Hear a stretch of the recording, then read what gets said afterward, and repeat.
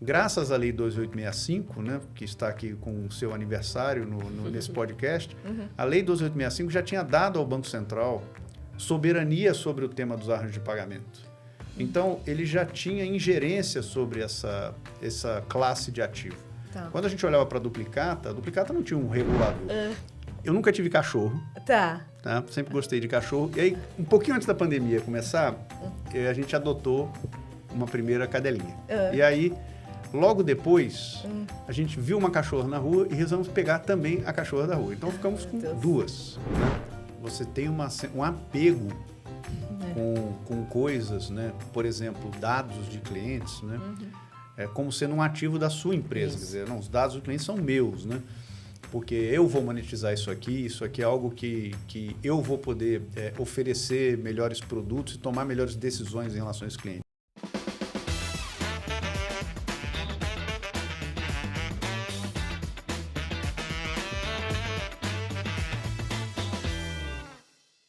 Bom dia, boa tarde, boa noite. Estamos aqui mais um SOS Bacen e hoje com um tema que com certeza todo mundo tem muita dúvida, gostaria de aprender mais, entender mais sobre registro de recebíveis.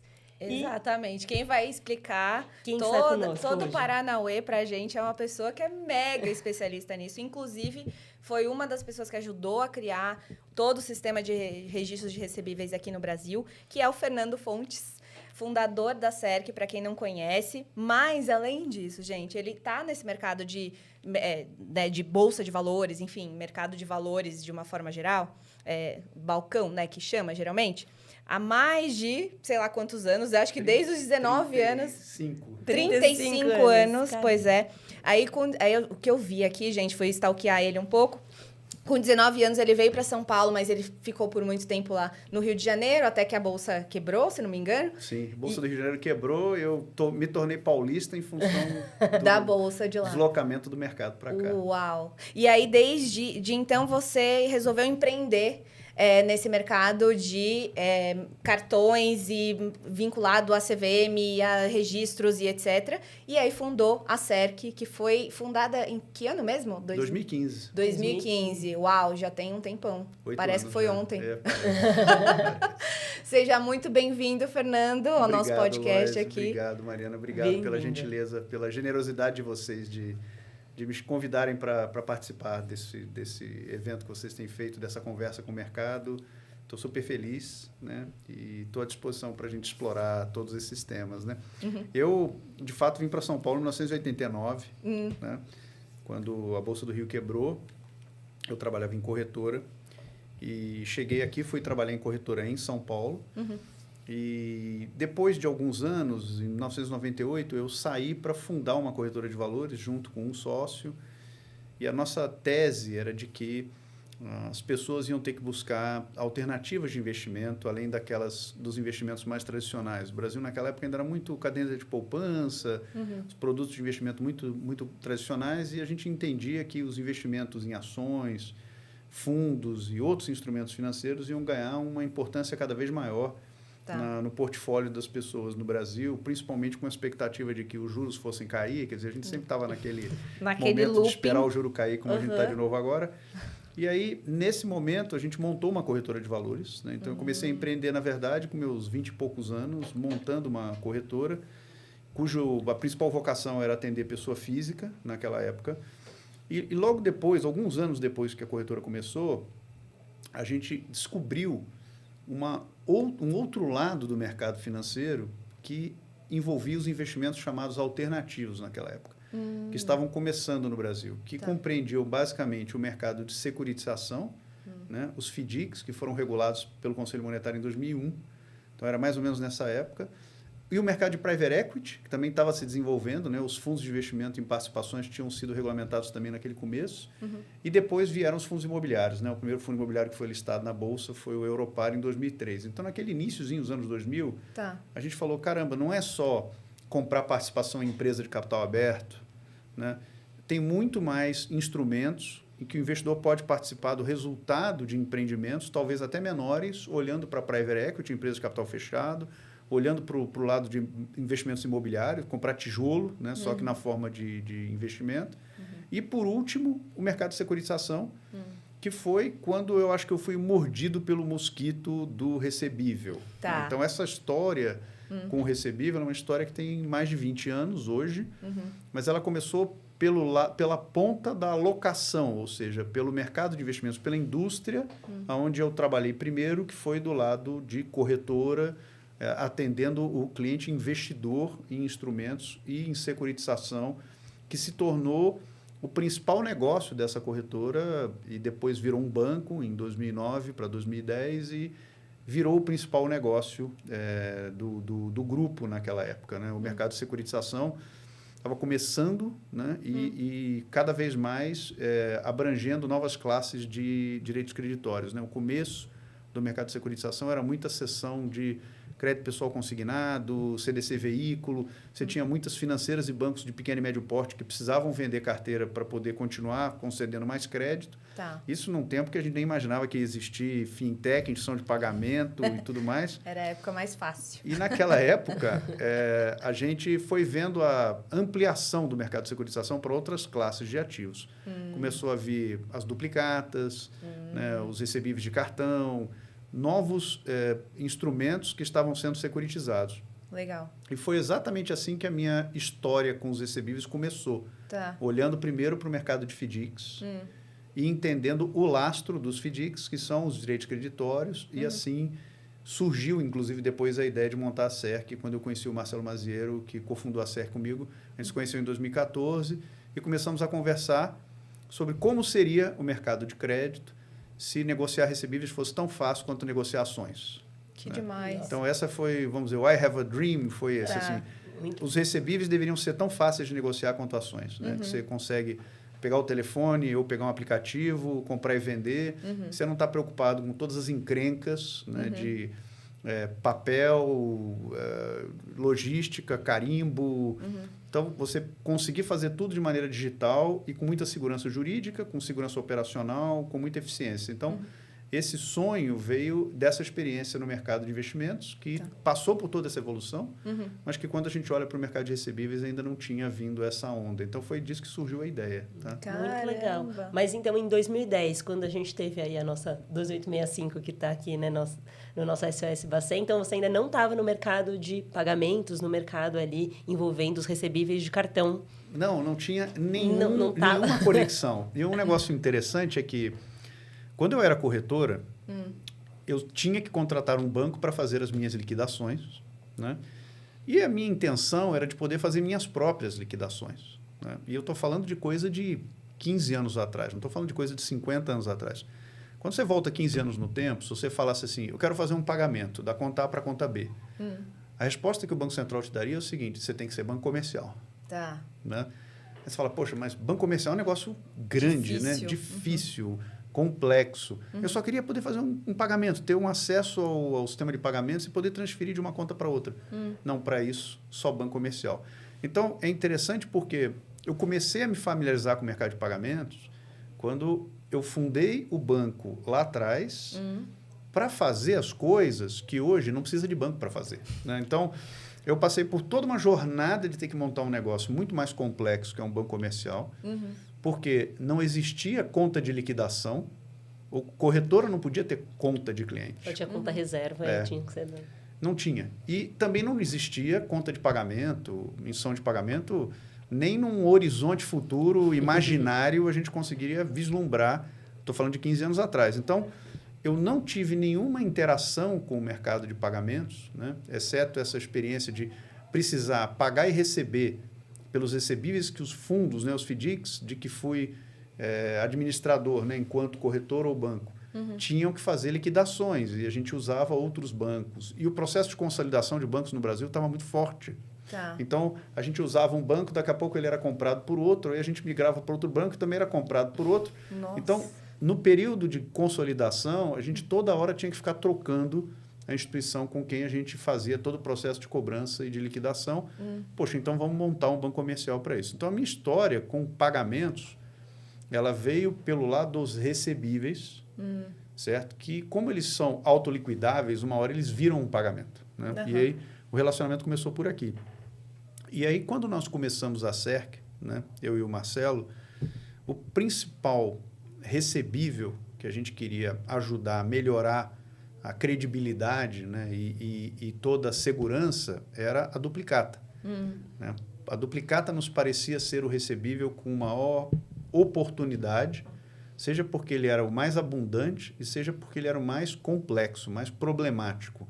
Então, a gente elegeu muito a duplicata como sendo o alvo de uma iniciativa envolvendo regulação e tecnologia que pudesse ser disruptiva, para que a duplicata voltasse a ter a importância para a concessão de crédito que ela já tinha tido no passado, o papel que ela desempenhou na obtenção de capital de giro pelas empresas no passado.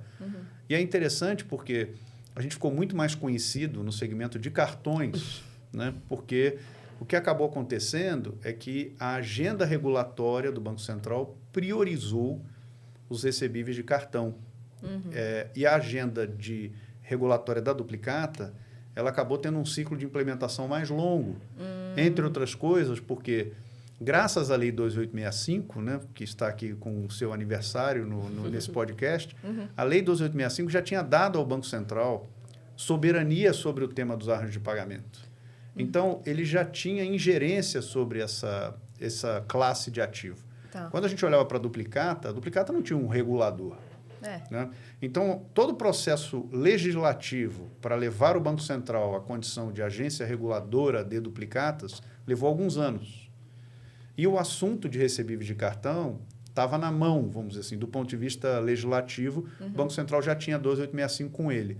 Então, foi isso que fez com que essa pauta regulatória priorizasse os recebíveis de cartão e as duplicatas vieram agora, quer dizer, bem depois, né, do processo em recebíveis de cartão. Uma passagem também muito curiosa é que o nosso nível de inconsciência sobre o assunto de recebíveis de cartão em 2018, a SEC fez 5 anos agora, então ela foi autorizada em setembro de 2018. 2018, se a gente lembrar, foi quando o Banco Central regulamentou o que ele chamou de normas transitórias, que ficaram em vigor até a entrada do Registro Centralizado de Recebíveis em 2021. Então, essas normas saíram.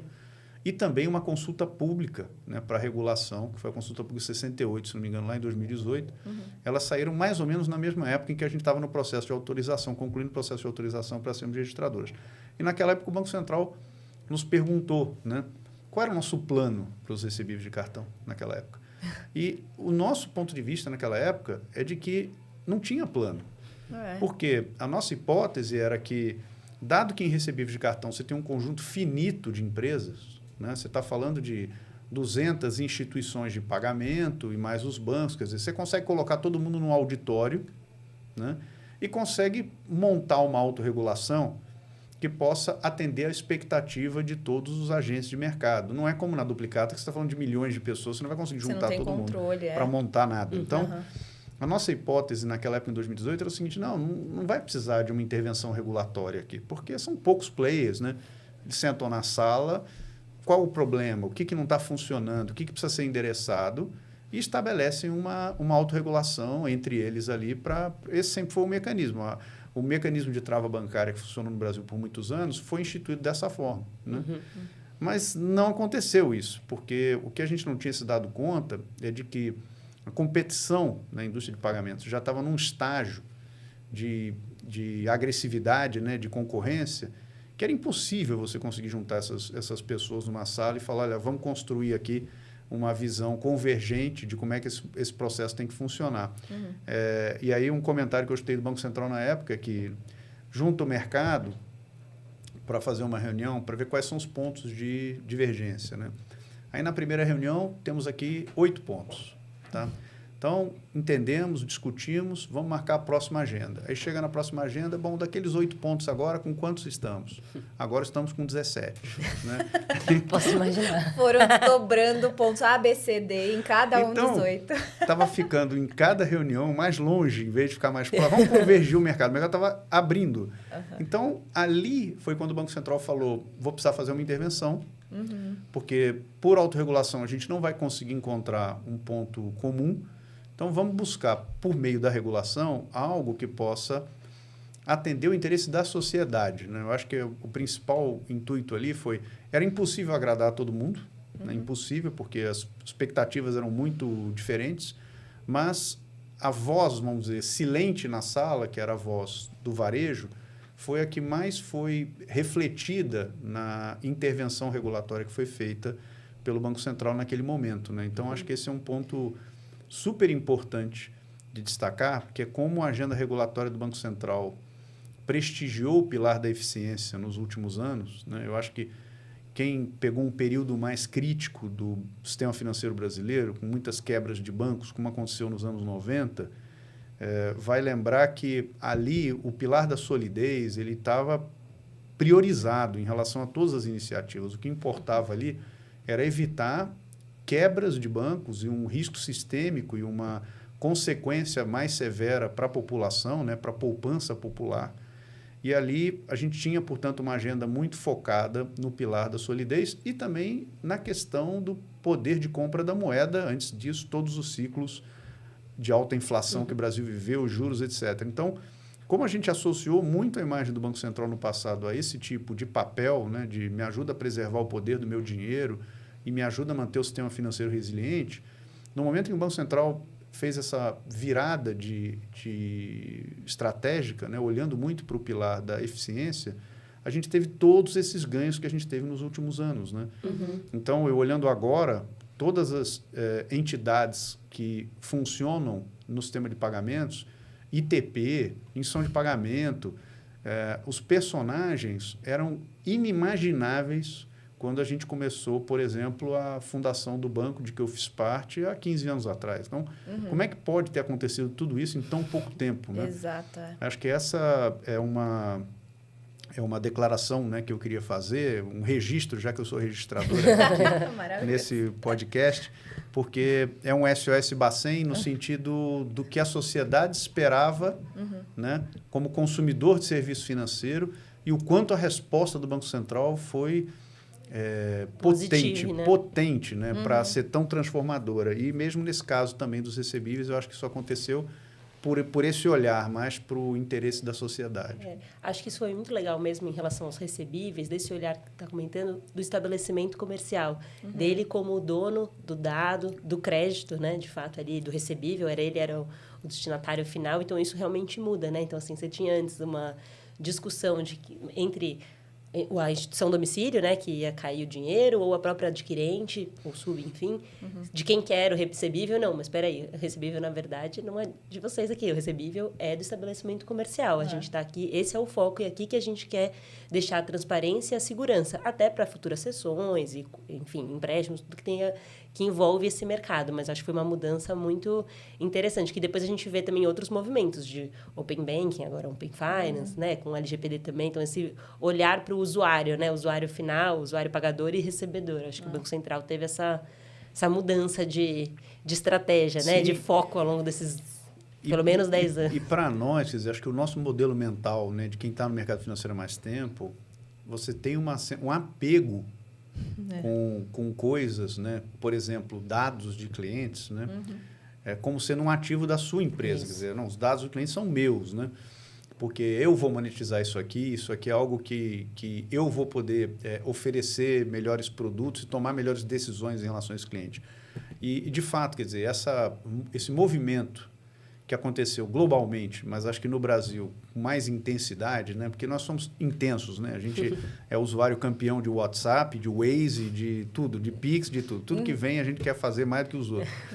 E nessa intensidade de uso, o brasileiro adotou o Open Finance, os recebíveis também passaram por esse processo. Esses movimentos de dados abertos fazem um shift na indústria que eu diria que a gente superestima o impacto no curtíssimo prazo e subestima demais o impacto no médio e longo prazo. Eu acho que a relação até da sociedade com o sistema financeiro está passando por uma transição grande, que eu acho que não tem volta, né, de como as pessoas se relacionam, né, como a minha filha se relaciona com a instituição financeira onde ela tem conta, não tem nada a ver com o relacionamento que eu tive. Né? Eu tenho bancos onde eu tenho conta há 30 anos. A gente é apegado, né? Apegado. E acho que é importante, porque aparece lá cliente desde 1994. A gente gosta. Aquela coisa assim. Eu conquistei esse lugar. Eu não posso sair desse banco, porque eu sou cliente desde 1994. E agora você pega uma pessoa jovem que tem vários bancos, não tem nenhum apego, não tem nem gerente, né? Às vezes nem sabe com quem conversar. Não tem mais a relação que a gente tinha. até mesmo de status, né? Ela ficou muito diferente, né? Você queria ter o talão de cheque dourado, ou o cartão silver, ou o que for, por uma relação de status também que você tinha com aquela instituição, que você construiu ao longo de anos de histórico. Então, eu acho que esse processo todo de mudança, né, é curioso que no Brasil ele teve como grande indutor o Banco Central, né? Eu, quando tenho a oportunidade de falar fora do Brasil, nos Estados Unidos, por exemplo, surpreendem que o Banco Central tenha que ser esse agente de inovação, né? Porque no Brasil a gente se preocupa demais com, já que a gente tem desafios enormes no âmbito do judiciário, né? A gente se preocupa demais com a segurança do que nós estamos fazendo, de modo que se não estiver literal, né, que eu posso fazer e como eu posso fazer, aquilo não escala. Você fica extremamente preocupado de fazer aquilo e dar um problema e você ter uma judicialização que você não sabe qual é o desfecho daquilo. Então, é curioso como fora do Brasil os mercados crescem antes de regulação e às vezes implodem, né? Isso está acontecendo inclusive lá fora agora, por exemplo, no mercado de cripto. E aqui a gente é muito cuidadoso em não escalar aquilo que não está devidamente coberto pela regulação, porque a gente sente muita insegurança. E eu acho que isso fez com que a gente tivesse mais dependência de um Banco Central inovador para patrocinar uma agenda regulatória, como ele vem patrocinando nesses últimos anos. Mas essa mudança de mindset também do Banco Central, e claro, por uma questão da prioridade estratégica, se a gente não está tão preocupado com o poder da moeda e com a solidez do sistema, porque atacou bem essas causas nos anos recentes, estou falando de 2016, 2017 para frente, não tem como evitar a agenda da eficiência, que foi a que trouxe para nós o PIX, o Open Finance, os recebíveis, o DREX, tudo que está vindo nesse grande avanço que a gente teve no sistema financeiro, que já impactou o ambiente competitivo também, do meu ponto de vista, de uma forma irreversível. Né? Irreversível, entre outras coisas, porque o custo de entrada, quando, por exemplo, eu tive que montar um banco comercial para ter conta corrente, né? O capital mínimo de banco já era, na época, coisa de 30 milhões de reais, e isso estou falando de 15 anos atrás. Quer dizer, hoje, você não precisa ter 30 milhões de reais de capital mínimo para você poder abrir uma instituição que pode ter conta. Né? Sim. E todo o fatiamento dos níveis de risco, S1 até S5, dando uma graduação, uma gradação proporcional ao risco, aos controles, à governança, ao que precisa existir, isso é fortemente indutor da competição, porque viabiliza que você possa testar novos modelos de negócio com um nível de capital menor, com um nível de investimento menor, o que 15 anos atrás era absolutamente impossível de fazer. Né?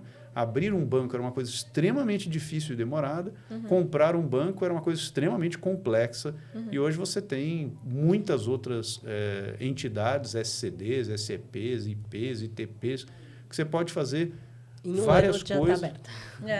E com nível de capital de 2 milhões de reais. Ou dessa, 1 milhão de reais se for um ECD. Então, você tem muito mais estímulo à entrada desses novos players. O risco que eles representam é muito menor, né? Porque você não tem... A maioria deles não tem esse efeito da alavancagem. Né? As SCDs, por exemplo, não podem captar recursos, as IPs não podem emprestar dinheiro. Então, você limita, mas, por outro lado, elas podem ser muito competentes naquele foco, né, no holofote que eles dão naquelas funcionalidades que, do ponto de vista regulatório, eles podem oferecer. Então, você vai ver muita gente que surge como instituição de pagamento ou como SCD e que vai virando banco, como a gente viu corretora virando banco também. Né? Eu acho que esse é um movimento que existe em função da redução da barreira de entrada que a gente tinha até 10, 15 anos atrás, em função dessa agenda regulatória. Tá? Foram várias quebras de paradigmas aí importantes nesse processo como um todo, desde a abertura, a flexibilidade do regulador para permitir a entrada, né, de inovação dentro do mercado financeiro, mercado de meio de pagamento, mas também de movimentar mercados que estavam super estruturados, consolidados de uma forma talvez não ideal, que é a de cartão, mas que tinham muitos players ali em volta, e qualquer mudança é complexa ainda até hoje, eu acho que, e tem que ser cirúrgica, então acho que ele também teve todo um cuidado de conversar com players e empresas e pessoas relevantes na época que pudessem trazer essa organização de uma forma estruturada, que não promovesse um colapso de vez, mas também essas agendas continuam, né? Então, é algo... É muito, muito legal. Eu sempre falo, sou suspeita para falar, porque eu sou super fã do Banco Central, e ainda mais as pessoas que entram dentro dessa comunidade que ele vai criando e a seriedade que as pessoas têm na hora de lidar ali, etc. Mas aí eu queria entender de você, assim, na sua leitura desse histórico todo, o que você enxerga de oportunidades, além dessas que você comentou, que o Banco Central pode ainda gerar para o mercado, seja o de securitização, seja de outras questões que você tá lidando com eles, acho que ligado à CVM, que tem a ver com Open Finance, além da securitização, que você pode compartilhar aqui com a gente. O que mais que ele tá em mente, que a gente ainda não tem discutido e que tem a ver também com as registradoras, que pode agregar e complementar nesse ecossistema gigante de meio de pagamento. Não foi muito clara a minha pergunta, mas foi bem... Eu entendi o espírito. O que eu enxergo aqui, de novo, a escolha de recebível de cartão como sendo o primeiro instrumento, né? Ela não foi feita por um processo científico de escolha, ela foi feita por uma questão de urgência, né? Nós estávamos enfrentando, em final de 2018, um colapso da trava bancária, né? Quando algumas grandes adquirentes rescindiram um contrato com o sistema de controle de garantias e disseram que, a partir de agora, ali, até pelo cenário competitivo de ter muita gente crescendo que não seguia o contrato da trava, então eu também não vou seguir, e aí isso gerou a necessidade do Banco Central reagir. E ele só reagiu depois dele tentar fazer um processo de construção autorregulado, que acabou não sendo bem sucedido. Mas então isso foi uma situação, eu diria, foi uma intervenção quase de sala de emergência e não de cirurgia eletiva, sabe? Então você fala assim, mas a cicatriz ficou meio feia, né? Mas você fala assim, mas não tinha jeito, porque o paciente estava morrendo, né? E a gente teve que botar ele na sala de emergência e fazer uma intervenção para salvar. Então, de fato, a escolha de recebível de cartão foi por causa do contexto daquele momento ali. E, obviamente, que foi muito desafiador, primeiro, porque você tinha... o mercado estava muito polarizado. Muito polarizado. É uma guerra de narrativas gigantesca, que, aliás, não acabou. Né? Você muda a temática, mas ela está aí de novo. Né? E isso fez com que você conseguisse convergir todos os players de mercado, né? Para vamos dizer assim, para um lugar comum que pudesse viabilizar as expectativas que o regulador tinha, né, na regulação, que é mais principiológica, num modelo técnico e operacional que pudesse atender os anseios de todos, né? Traduzir em processo e em tecnologia aquilo que era principiológico. E esse processo, no meu ponto de vista, ele sofreu demais, né, por causa de dificuldades com a governança. Como é que a gente toma decisão nesse grupo com tanta gente? Né? Por que a gente vai fazer assim ou vamos fazer de outro jeito? Esse foi um primeiro aspecto. Segundo aspecto é porque a volumetria em recebível de cartão ela é um negócio assustador. Astronômico, assustador. Né? A quantidade de transações que são processadas... Vocês tinham dimensão dessa... Completamente equivocada. Nossa. Porque qual foi a realidade com que a gente se deparou? Quando a gente olha o histórico anterior, você falava, poxa, mas já tinha um sistema de trava de bancária funcionando no Brasil há alguns anos. Tinha. Vamos pegar ali os volumes.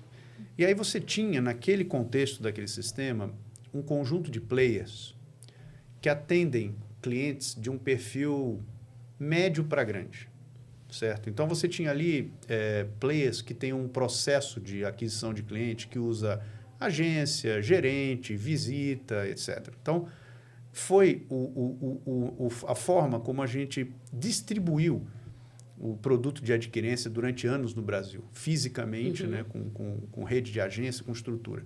Isso penetrou até um perfil de tamanho de empresa. Dali para baixo, a penetração veio por meio de mecanismos de distribuição mais digitais, né, de empresas que eram mais asset light e que conseguiram levar isso para um conjunto 10 vezes maior de usuários do que estava sendo até ali. Quer dizer, a inclusão financeira que veio por esses challengers, esses novos players no setor de adquirência, ela é gigantesca e ela não era conhecida.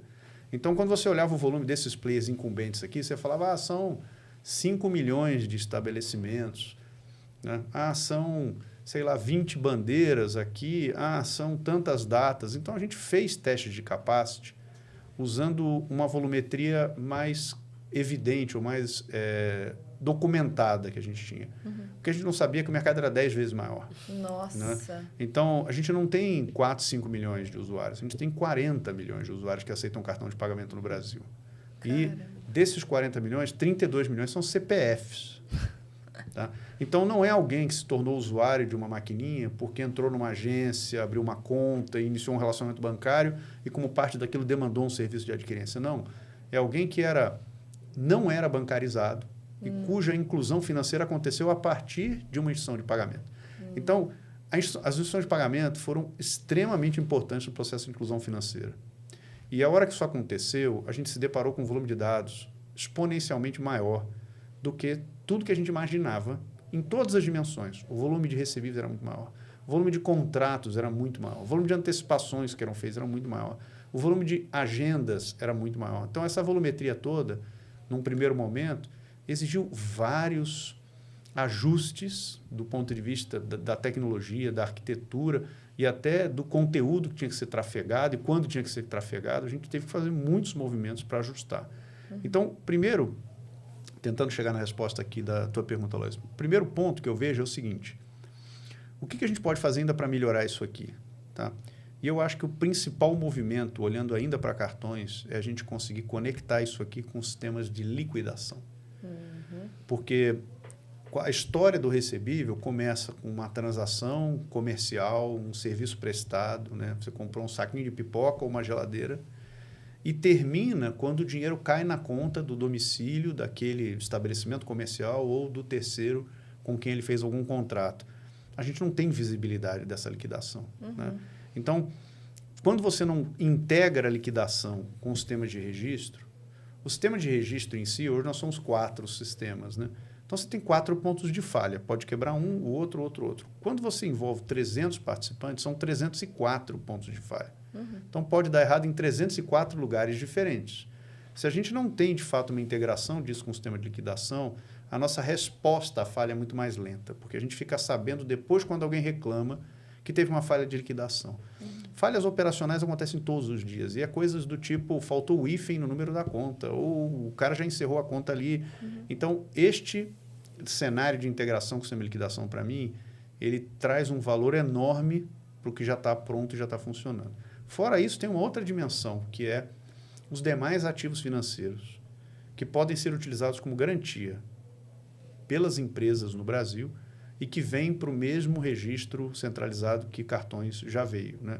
A gente fala muito das duplicatas porque elas são as mais, talvez, onipresentes, né? E que não importa o setor da economia, um escritório de advocacia emite duplicata, uma indústria de parafuso. Mas quando a gente vai para o mundo de segmentos como o agronegócio e o mercado imobiliário, esse processo de registro centralizado também está acontecendo de uma maneira menos percebida, porque é muito nichado em setores, mas o agro começou com a lei do agro, lá, a lei 3986, né? E aí veio em ondas, né? O Banco Central regulamentou tamanhos de títulos do agronegócio que tinham que entrar em registro centralizado. Depois veio, no mercado imobiliário, a regulamentação para os recebíveis de financiamento à produção de imóveis.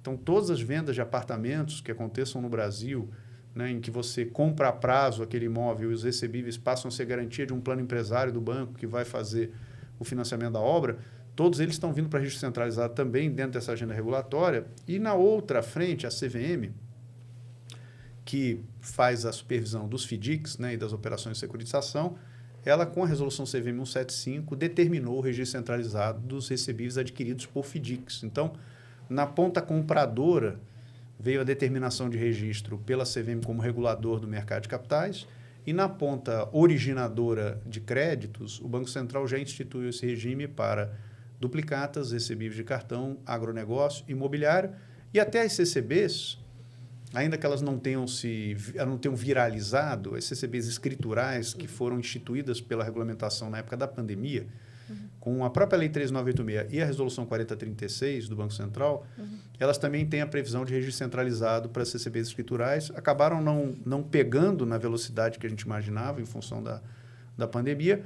Mas isso tudo é uma outra dimensão dessa evolução, que é a gente trazer outros ativos financeiros que fazem parte do contas a receber das empresas, que hoje estão fragmentados, estão aprisionados nos sistemas dessas empresas, ou na planilha de alguém, ou no relatório de um contador. A gente está soltando isso de lá e jogando isso num ambiente que tem padronização, interoperabilidade e é inclusivo, para que, nessa mesma agenda de empoderamento, não importa se você é uma incorporadora, se você é um produtor rural, se você tem uma indústria, ou um atacado, ou um varejo, o teu contas a receber, ele estará num ambiente centralizado, de modo que você não é mais quem declara para o seu credor, né, com base num formulário. Antigamente você preenchia a declaração de faturamento. Eu vendi tanto. Você preenchia aquele formulário e entregava para o banco. Não, você não precisa entregar formulário nenhum para o banco. Você tem que dar um consentimento. Porque o espírito agora desse novo paradigma da LGPD e do Open Finance o dado é seu, você autoriza quem você quiser para acessar essa informação. Então, essa perspectiva aqui é uma outra dimensão. E eu acho que tem uma terceira, que tem a ver com esse tema da liquidação, que é a gente tem que integrar os sistemas de liquidação e os arranjos de pagamento aos ativos. Eu acho que o primeiro movimento que a gente vai ter vem com a regulamentação de boletos, né, onde a gente precisa garantir que, se você pagou um boleto e aquele boleto diz respeito a algum ativo que foi cedido ou dado em garantia, o dinheiro tem que ir para lá, né? Quando a gente faz pagamentos, a gente está pagando hoje ativos, ou seja, fatos geradores. A gente não está mais pagando pessoas. Então, a gente precisa garantir que o domicílio correto vai ser respeitado na hora dessa liquidação. Isso tudo avança também para a agenda do Drex, no meu ponto de vista, porque é inevitável, se você precisa organizar os pagamentos, olhando para boleto, PIX, se a gente chega no Drex, quer dizer assim, por design, é muito mais fácil você resolver esse direcionamento, né, quando você tem como programar as condições do contrato na própria moeda ou na própria infraestrutura, do que você tentar fazer isso no sistema de cada um, né? E o nível de falha que você vai ter vai ser muito maior. Então, eu diria que, vamos dizer, vou ficar feliz, né? Construção de um negócio de infraestrutura é um projeto de longo prazo. A empresa tem 5 anos. Ninguém constrói nada em menos de 10, né, em nenhum negócio de infraestrutura. Mas eu acho que eu vou ficar bastante feliz se a gente conseguir, nesse período, né, colocar de pé essa infraestrutura, esse ecossistema, que tenha os recebíveis de cartão. Estamos falando de 3,5 trilhões de reais por ano que já passam no ecossistema. É muito dinheiro. Na SERC passa 1 tri por ano. Né? No passado passou 1 trilhão. São 80 bi por mês. Nossa. Depois, duplicatas. São 11 trilhões de reais de ativos originados no Brasil, que podem vir para um ambiente centralizado com essa agenda da Resolução 339 que o Banco Central soltou recentemente. Você tem o agronegócio, né, que não demora, vai ser um mercado de mais de 1 tri. Você tem o segmento imobiliário, que são centenas de bilhões. Então, isto aqui é um novo mercado endereçável para instituições de pagamento, porque você começa a ter cada vez mais necessidade de serviços de gestão financeira, de pagamentos, de crédito, né, e cada vez mais com a segurança de ter esses recebíveis todos como garantia, como colateral. Né? Então, você viabiliza crédito para empresas de qualquer tamanho em condições mais adequadas. Né? Eu acho que o que aconteceu com o consignado no Brasil, que hoje já representa 70% do crédito pessoal, né?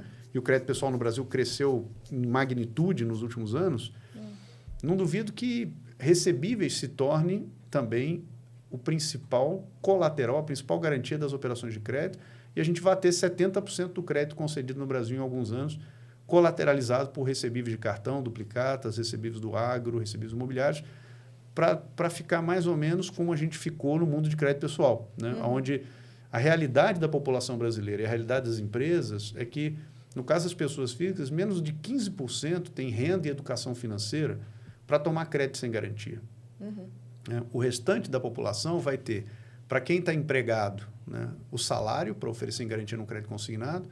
Para quem é autônomo, os recebíveis de cartão, por exemplo, né, para oferecer em garantia para um contrato. E aí você vai conseguir garantir que esses 85% que não têm educação financeira ou que não têm renda tenham crédito em condição sustentável, em condição saudável. Né? E do lado das pessoas jurídicas, idem. Quer dizer, você vai ter sempre aquele grupo de as 1000 maiores que conseguem tomar crédito clean, são overbanked, tem 5 bancos sentados na sala de espera, E você vai ter outros milhões de empresas que têm uma dificuldade enorme de conseguir capital de giro, pela falta de garantias, né, pela dificuldade com as informações e pelo custo de servir, que são as 3 principais barreiras para a expansão do crédito para a pessoa jurídica no Brasil. Então, talvez eu acho que a minha conquista assim, de dizer, poxa, que legal esse legado. Né? Claro que a gente quer ganhar dinheiro na SERC, existe todo um objetivo financeiro por trás, a gente tem investidores financeiros sofisticados e que esperam, obviamente, que haja o retorno, mas o propósito por trás é da gente entregar para a sociedade essa infraestrutura, esse ecossistema de construção de garantias, né, e de negociação de recebíveis de qualquer natureza que seja extremamente confiável, por isso também a integração com a liquidação, né, extremamente eficiente e resiliente, ou seja, ele não cai, ele é muito eficiente, ele oferece custos imateriais quando eu olho para o custo do crédito, e, ao mesmo tempo, ele é muito confiável, as informações são corretas, as liquidações acontecem. É isso que a gente está construindo lá. Então, é essa a expectativa que eu tenho de evolução do que o Banco Central talvez plantou, né? E do porquê, né, das escolhas que foram feitas no início do processo, mas de tudo que a gente está aprendendo e está incorporando também para fazer essa implantação de uma forma cada vez mais bem sucedida. Tá? Caramba, que um mercado enorme, né? Não, é enorme, e também o benefício social que tem dentro desse mercado, né, desse modelo que você acabou de desenhar. E aí me gera a dúvida, o que falta, então, para a gente conseguir ter essas integrações que você comentou?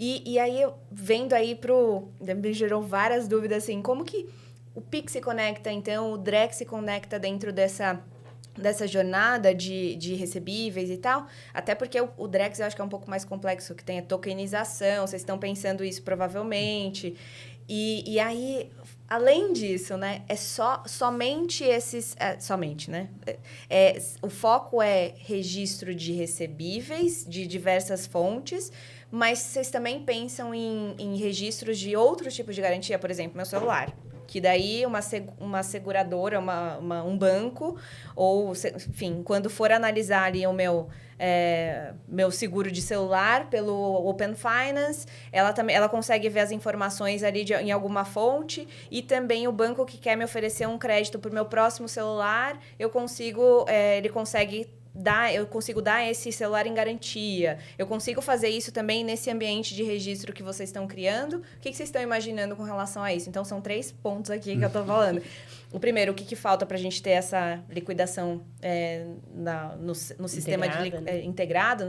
Para a gente, eu acho que seria um sonho. E é curioso eu falando isso hoje, porque em 2017, quando teve todas as discussões e tal, da consulta 68, 69, de sub para credenciadora, se deviam ser reguladas da mesma forma, e também da entrada das próprias registradoras, eu lembro da resistência, assim. O mercado, ele falava, por quê? Principalmente o marketplace, que era onde eu estava. Imagina, é muito ruim, os estabelecimentos, eles pedem o comprovante do TED. Como é que a gente vai fazer agora para provar e tal? Então, hoje a gente pede para que tenha uma centralização e que os sistemas se conversem. De novo, é uma quebra de paradigma que o Banco Central teve muita paciência e resiliência, e vocês também, porque é só pedrada ali, né? É uma educação do mercado, né? Para essa nova realidade. Eu acho que a questão da integração com o sistema de liquidação, eu acho que tem um desafio aqui. Primeiro, por incrível que pareça, tem um desafio que é sistemas operados pelo setor privado, certo? Você tem um conjunto de sistemas que são operados pelo setor privado. Então, por exemplo, a Núcleo opera o Citraf e o Siloc, né? Tá. Que são 2 sistemas de liquidação. O Citraf liquida TEDs e o Siloc liquida boletos, por exemplo. Né? E o boletos tem a PCR, a plataforma de cobrança, etc. Então, nesse contexto, com o sistema operado pelo setor privado, o Banco Central precisa regulamentar, né? Que mudanças esses sistemas de liquidação vão sofrer, e o mesmo vale, por exemplo, no âmbito do sistema de liquidação de cartões, que é o SLC, por exemplo. Né? Então, que mudanças esses sistemas de liquidação deveriam sofrer para que haja uma maior integração com os sistemas de registro, né? E que acessos os sistemas de registro deveriam ter a esses sistemas de liquidação. Então, isso hoje já está sendo objeto de discussão já a nível de minuta, vamos dizer, de audiência restrita para desenvolver isso no âmbito dos sistemas operados pelo setor privado. Tá? Agora, quando você vai para os sistemas operados pelo setor público, né, e particularmente a gente tem o PIX na mão, né, o STR, o PIX, e depois teremos o DREX, né? Existe uma agenda né, do regulador para esses sistemas, né? E, obviamente, tem todos os desafios que a gente vê no âmbito público de orçamento, né? Então, a grande dificuldade é a gente precisava viabilizar mais recursos para o nosso regulador continuar fazendo mais inovação, né? Eu não tenho resposta para esse problema, é um problema super sofisticado de política pública, né? Mas o fato é que as limitações orçamentárias hoje, elas têm muito impacto nessa agenda de inovação, né? E aí a gente pode falar tanto na dimensão de investimentos, né? De dizer assim, olha, vamos comprar máquina ou vamos investir em licença de software para fazer mais coisas aqui, mas também do ponto de vista de recursos humanos, né? Nós temos que, de alguma maneira, como país, né, dar mais recursos para as agências reguladoras que funcionam muito bem no Brasil, né? Mas que, se a gente não cuidar delas com todo carinho, o tempo vai passar. Essas pessoas incríveis que estão lá hoje podem não estar lá amanhã. Né? Em alguns casos, porque se aposentaram, né? Porque alguns já estão lá há mais tempo. Sim. Em outros casos, porque foram para o setor privado, como alguns amigos que a gente fez no Banco Central ao longo dos últimos anos acabaram tomando essa decisão de fazer essa transição. Então, acho que o momento da carreira também é um momento extremamente sensível, extremamente delicado, e eu tenho certeza que todo o mercado financeiro que é fã do Banco Central e que optou por ser regulado, porque reconhece que eu chamo de o Brasil civilizado, né? Você viver dentro da regulação do Banco Central, onde você sabe que tem regra e não cumprir regra tem consequência. Eu acho que isso traz para as pessoas civilizadas uma condição muito mais adequada para você desenvolver a sua atividade, né? Do que no Brasil não regulado, né? Onde você está sujeito a todo tipo de risco. Então, eu acho que a dificuldade no âmbito da inovação no sistema de liquidação, da integração do sistema de liquidação no âmbito do setor público, é menos a regulação, porque o BC regulando a si mesmo não é uma dificuldade tão grande quanto a coordenação necessária no âmbito privado, mas é a questão também de recursos. Quer dizer, como é que a gente consegue manter o Banco Central com os recursos humanos e de tecnologia para que ele consiga patrocinar essa agenda, né? E, ao mesmo tempo, as registradoras hoje elas desempenham parte de uma agenda de políticas públicas, né, voltadas aí ao desenvolvimento do mercado de crédito. O Banco Central, por sua vez, opera sistemas que também estão inseridos em políticas públicas, como é o caso do PIX. O que a gente precisa fazer para ser mais efetivo nessa cooperação entre o setor privado e o setor público, né, para conseguir, o quanto antes, entregar mais valor para a sociedade em sistemas cuja integração seja tão perfeita que gere no credor uma propensão a emprestar mais volume e a cobrar spreads menores. Porque a nossa principal premissa, quando a gente começou a montar a CERC, é de que algumas premissas. Primeiro, não falta dinheiro, o que falta é coragem. Tá? Essa sempre foi a nossa... Você fala assim, não tem dinheiro para financiar toda a necessidade de capital de giro que o Brasil tem? Tem dinheiro, não tem a coragem. E essa coisa também de que o problema é que o cara não sabe onde está o banco. Não, ele sabe. O problema é que ele não consegue convencer o banco, porque ele não tem informações em que o banco possa confiar ou garantias para oferecer. Então, se a gente resolve essa equação, e ela não é simples, mas ela está avançando de uma maneira muito rápida, 5 anos é um tempo mínimo, né, para uma indústria, eu acho que a gente vai entregar o que a gente viu em consignado, né, um mercado de centenas de bilhões de reais no âmbito de crédito para pessoa jurídica. E aí, um outro ponto que eu acho que vale a pena comentar. Em cima disso tudo, em cima de todos esses recebíveis que a gente conversou aqui, você tem o mercado de securitização, que é onde a minha história começou, né? Eu comecei pela camada de investir e não pela camada de recebíveis. Mas depois que você resolve isso aqui, em cima disso você tem FDICs, CRIs, CRAs, debentures e também o mercado de tokenização como investimento, né, que esse é um outro fórum de discussão de que se a gente criar mecanismos para tornar esse instrumento financeiro seguro como é um título de securitização, esse negócio pode ser distribuído até para investidor institucional, criar um mercado de fato relevante. Hoje, um número que me impressionou quando eu vi, crédito bancário para pessoa jurídica hoje no Brasil é um mercado de 2,1 trilhões. Se você pegar Carteira de crédito, bancos, 2,1 trilhões. Se você pegar crédito para pessoa jurídica no mercado de capitais, é 1,4 trilhões. Só que se você olhar as duas curvas, a curva de mercado de capitais está crescendo mais rápido. Eu diria que em 2, 3 anos tem mais crédito em mercado de capitais do que em balanço de banco, pelo menos olhando pessoa jurídica. Então, esse movimento de securitização permite que pequenas empresas que não têm balanço e escala para tomar um crédito sem garantia, para emitir uma debenture clean, captar dinheiro no mercado institucional, são pouquíssimas empresas que têm estrutura de capital para fazer isso, mas você, com a securitização, você consegue fazer a democratização do acesso ao mercado de capitais pelas pequenas empresas que, sem a estrutura de securitização, não tem tamanho ou não tem musculatura para acessar o bolso de um investidor diretamente. Tá? Então, eu acho que o processo aqui de construção dessa camada vai gerar muito crédito bancário, esse negócio vai bater num cap, quer dizer, os bancos vão ter um apetite ou uma alocação de capital para fazer para esse mercado.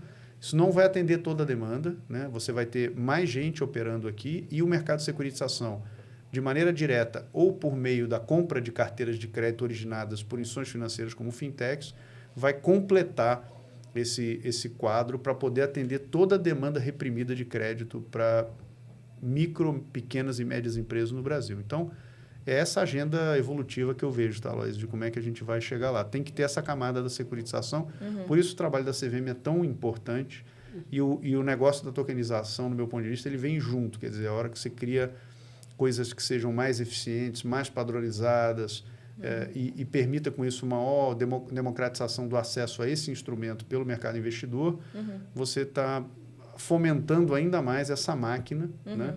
Que não é só comprar FDIC, que até há pouco tempo era só investidor qualificado ou profissional, agora vai para o varejo, agora tem o TDIC, né? Como está saindo aí, a gente vê algumas iniciativas para já usar o token de direito creditório sem usar a estrutura de fundo ou de companhia securitizadora para levar esse negócio para o bolso do investidor, via crowdfunding ou não.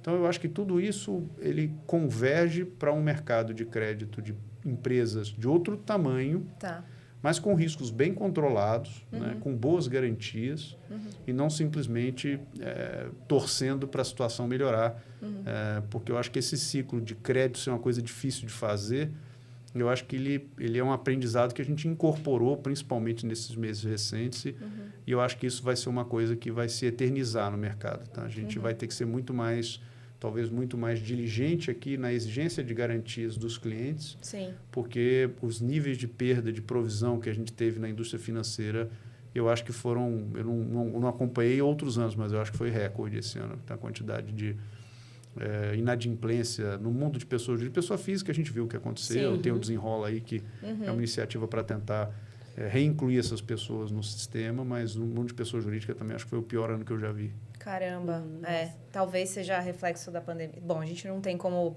saber tanto assim as origens. Talvez gera um outro podcast aqui só para a gente falar sobre as causas possíveis dos analistas estudando os motivos disso ter acontecido.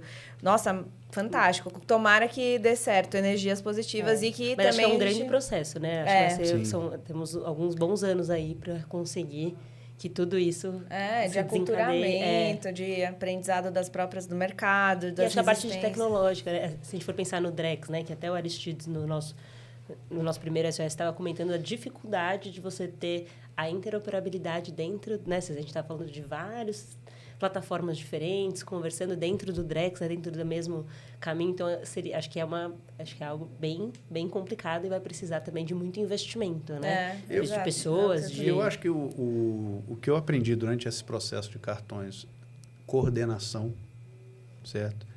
E o tema da governança. Para mim, eles aceleram demais as decisões. Então, o que acaba acontecendo? Se nós três resolvêssemos aqui, né, tomar decisões sobre qualquer regulação que fosse feita ou mudança, mas qual é a governança? É 2-1? Né? Ou tem que ser por consenso? Né? Então, na hora que você disser não é 2-1, você destravou uma velocidade na coisa que não tem mais tamanho. Se você falar que é 3-0, o que você está dizendo é que cada um de nós tem um veto. Certo? Então, o que eu percebi é que quando você organiza o baile antes de começar, estabelece a governança, certo? É um primeiro ponto. Depois, a coordenação é um segundo ponto. E eu acho que aqui, a gente no Brasil tem exemplos, por exemplo, a implantação do SPB, lá em 2001. Foi um projeto muito bem sucedido, né? E o Banco Central ele foi muito presente na coordenação, na mobilização do mercado. E eu acho que esse é um caso de sucesso. Então, eu acho que quando você investe muito na governança, como o BC fez, por exemplo, no Open Finance, ou estabelecer a governança inicial, quando você investe na coordenação, a velocidade de mudança ela é muito mais rápida. No próprio Pix, no SPI também foi muito mais rápido já do que o SPB, né? Então, foi muito mais rápido, mas ali você tem um outro fator que é quando você tem o Estado operando a infraestrutura. Isso dá velocidade. As decisões, por exemplo, de isenção de tarifas e de obrigatoriedade de adesão, diferente do modelo, por exemplo, lá fora do FedNow ou de outros países, elas tornaram o processo muito mais escalável e muito mais rápido, né? Porque todo mundo tem que entrar, não tem como você deixar ninguém de fora, porque também num negócio que é pagar um para o outro, se um não entra, ninguém paga, né? Então, nesse processo todo aqui, eu acho que os desafios tecnológicos, por incrível que pareça, eles são os que menos atrasam as coisas, porque a dificuldade é mais política, num primeiro momento, né? E nesse processo político, a governança, como é que a gente toma decisão, né, sobre esse tema? E aí você pode dizer, não, o modelo, eu vou fazer um modelo completamente o déspota, que todas as decisões vão ficar na mão do BC, mas ele é muito oneroso para o BC, porque o BC tem que decidir tudo, até o layout do arquivo, o campo texto, quantas casas vai ter, assim, é um negócio oneroso demais. Por outro lado, o setor privado precisa de ajuda nos temas de governança, de coordenação, e isso caiu muito uma ficha para mim quando eu li um paper sobre o Open Banking de UK, que foi feito por um pessoal de Stanford, falando dos desafios da implantação do Open Banking lá, né? E a conclusão é de que em toda indústria que você vai implantar padronização e interoperabilidade, você vai ter enormes desafios. Por quê? Porque todos os players que já estão lá, o incumbente, pode ser um hospital, pode ser uma universidade, o que for, ele já tem os seus próprios padrões, ele tem as suas próprias regras de negócio. Você chega lá e fala, não, agora os padrões mudaram, agora é outra regra de negócio, agora... Assim, o investimento que ele teria que fazer para fazer do jeito que você quer é gigantesco. Então, o nível de mobilização que você precisa fazer de mercado é muito grande. E eu acho que, portanto, é um trabalho muito mais de coordenação do que o técnico. Porque se você acerta a governança, diz como é que a gente decide, põe gente técnica boa na sala, é muito rápido você chegar numa solução. E depois fazer o processo de implantação disso também tende a ser um processo mais rápido. O difícil é você fazer... ou no modelo onde o Banco Central tem que assumir tudo, porque isso é muito oneroso, né? E aí você tem essas dificuldades do ponto de vista de recursos que eu mencionei, ou no modelo onde você deixa o mercado solto e fala, agora vocês aí se juntam os 90 numa sala e desenham esse negócio como é que vai ser. E aí é aquele trabalho de escola, sabe, que você fazia no grupo, onde você achava que alguém estava fazendo e quando você juntava tudo, você descobria que ninguém fez nada direito. Né? Então, meu sonho é a gente conseguir fazer parcerias público-privadas, né, entre as instituições privadas e o Banco Central, que nos permitam alavancar a vocação e a capacidade de cada um desses agentes, tanto do setor privado quanto do setor público. Minha hipótese é de que o Drex talvez seja o caso para a gente testar isso. Tá? Porque você pegar, por exemplo, o Pix é um cenário 100% estatal, se você pegar, por exemplo, o Open Finance é um cenário mais privado, e eu acho que o equilíbrio está no meio do caminho, onde o Estado possa ser o sponsor da, vamos dizer assim, da plataforma, mas o desenvolvimento de produto e toda a inovação fica a cargo do setor privado. Mas sem anarquia, sem bagunça, né? Com coordenação, com uma presença do regulador para garantir, para organizar o baile e garantir que a gente vai ser bem sucedido e que a gente vai entregar os benefícios que a sociedade espera receber desse projeto. Tá? Então, acho que eu estou muito otimista com o Drex sob essa perspectiva da gente conseguir, por meio disso, chegar num ponto ideal, que eu acho que a gente não chegou nas iniciativas 100% privadas, e eu também não gosto do modelo 100% estatal, porque ele acaba inevitavelmente criando algumas assimetrias competitivas, né, entre o setor privado que opera arranjo de pagamento e o regulador que também opera arranjo de pagamento.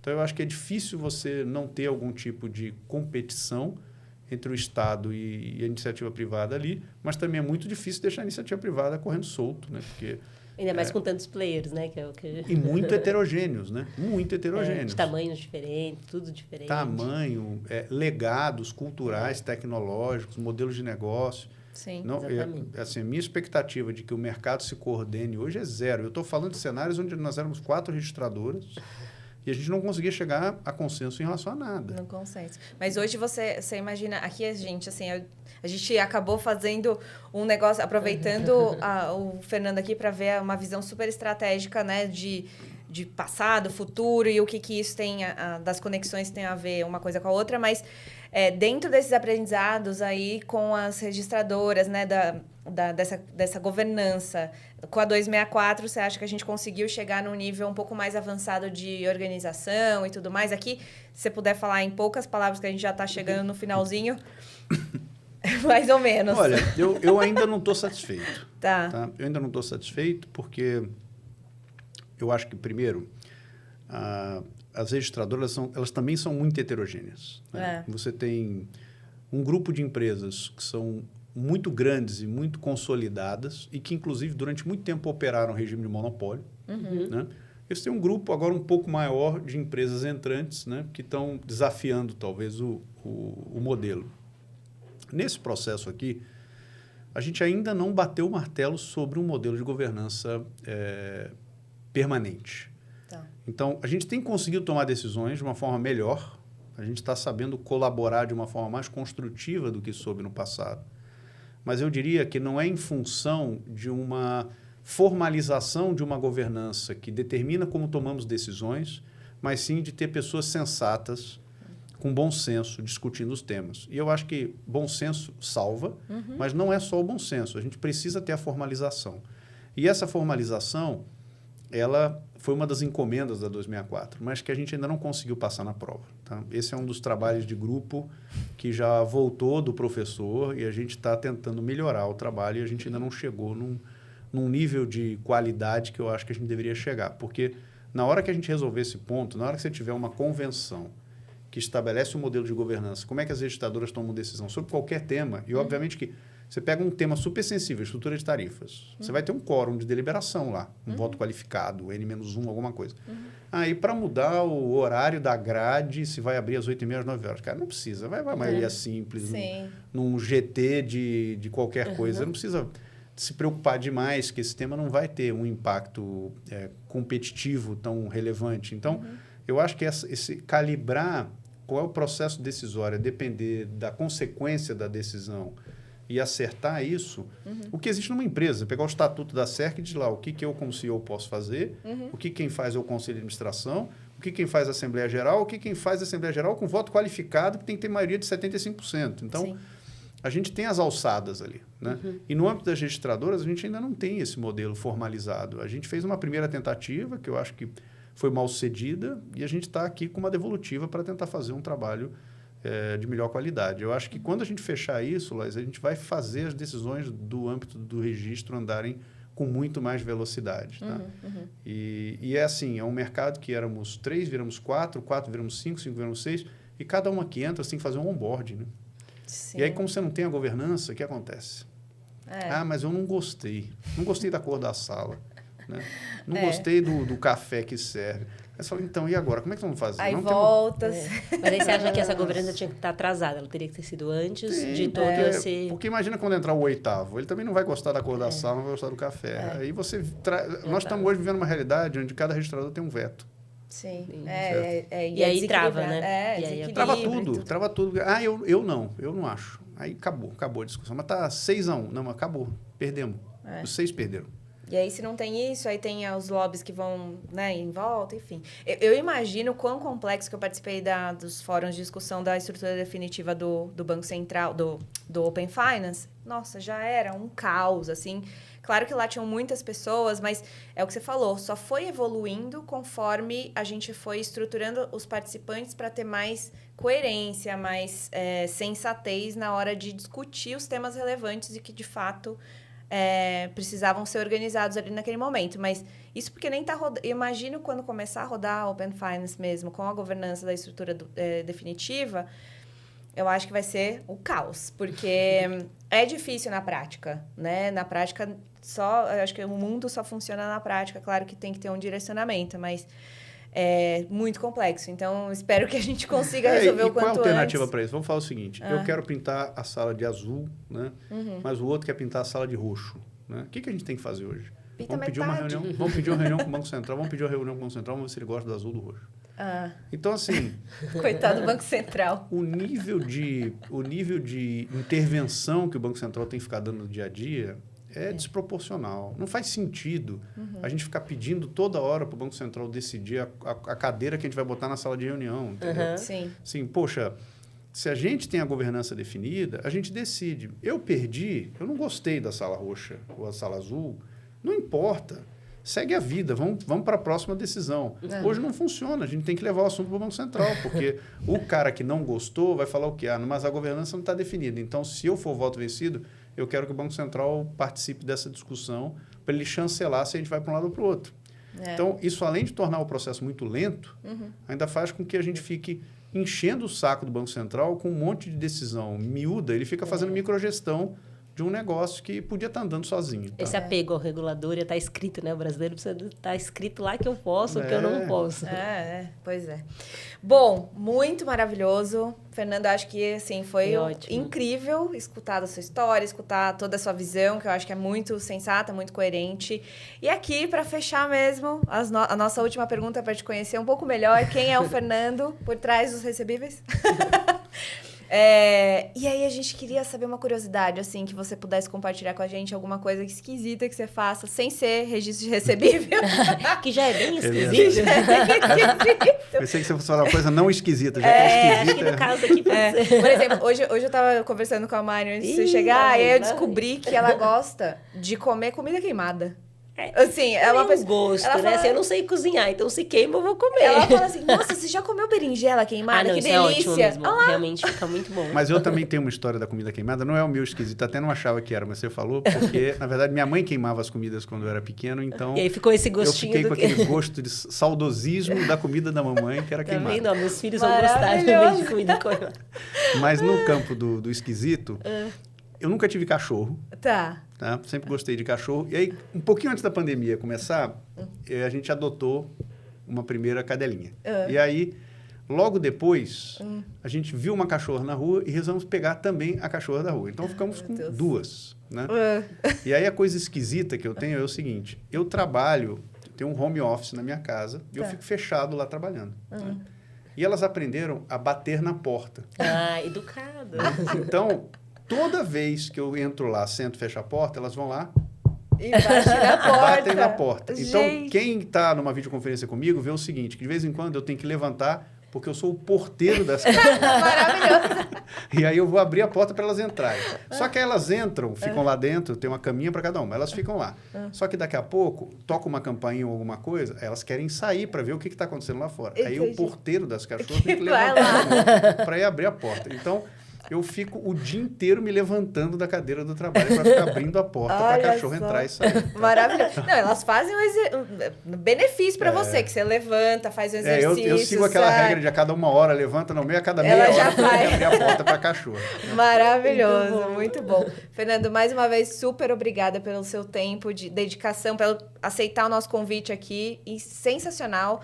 Portas sempre abertas, sempre né? Abertas. Marina, eu acho que aqui vai ter... A gente tem o quê? Até 2030 assunto para falar, né? Então, a gente espera aí a evolução e conta com a gente para ser aqui um ambiente seguro para você também compartilhar dores ou até visões que acha que é bom a gente se organizar nesse sentido, nesse lado. Então, aqui é sempre um ambiente aberto para esse tipo de debate também. Tá, joia. Obrigado pelo convite. Sucesso para vocês aí como influencers. Show. Obrigada. Obrigada. Tchau, tchau.